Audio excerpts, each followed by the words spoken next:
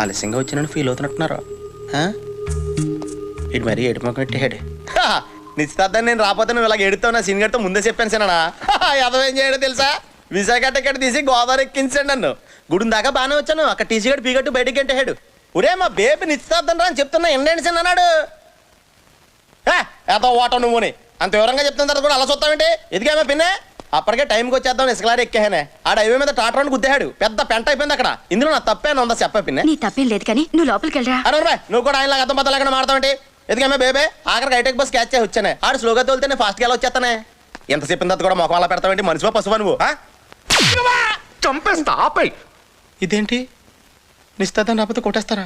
ఎక్కడన్నా ఉందా ఇది? మాట్లాడంటే నిశ్చితార్థం ఆగిపోయింది చాలా. ఇటు పైకి ఎదవలాగా అంటారు కానీ సెంటిమెంట్స్ ఎక్కువ.